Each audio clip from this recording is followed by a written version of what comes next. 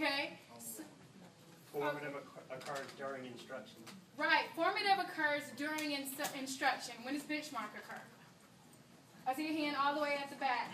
Benchmark would be like a class case from something where we have previous models, whereas the class case we gave a preliminary test, and now we have something like a growth test. Okay, exactly. That would be the difference between formative and benchmark. And the big summative assessment, when does that take place? That's our final exam, our final grade. It happens at the very end. Okay, so can someone tell me what is the importance of formative assessment? Why is it so important that we have formative assessment? Okay, not that hand because I've already seen it. Okay, right here. It's to help you see how well you're presenting material as you go along. It helps you evaluate your own presentation. Okay, exactly. It helps you evaluate. On NC Falcon, if you're doing it on your school laptop and in the building on the school server, you will not be able to access the activities. If you notice, it comes up and there's a black screen. For some reason, you can't access it. But one of the things that I noticed, they had a good little video about formative assessment, and I found one on YouTube of what formative assessment is in a nutshell. And it's like, if you think about it, you know when you go to take your car in to get it serviced and you show up maybe, let's think back to pre-college when we had that clunker and we took it and they said, no, it doesn't pass, you got to get this done, that done, this done, that done. Well, that would be the equivalent of formative assessment. The students come up to us, they're not quite ready, we tell them what they need to fix, they go back and they fix it, and then they come back for that summative and they're good to go. So formative assessment is ongoing. How does formative assessment fit into a balanced assessment system? If we can answer this, we've completed Module 1, and I can go down and check off that we are all good to go on Module 1. How does it fit into a balanced assessment system?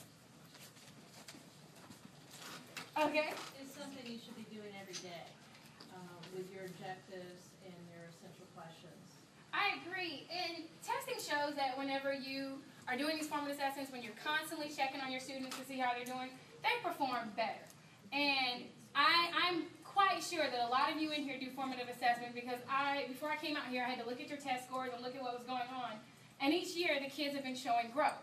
Well, that's not possible if you're not constantly checking on them, going back and getting the ones that fall off. So without this NC Falcon training, I'm pretty sure you guys have formative assessment then.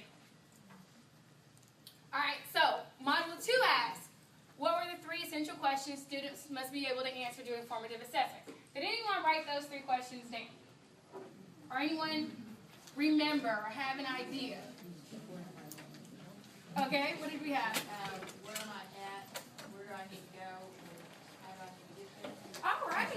Woo! Where am I going? Where am I now? And how do I close the gap?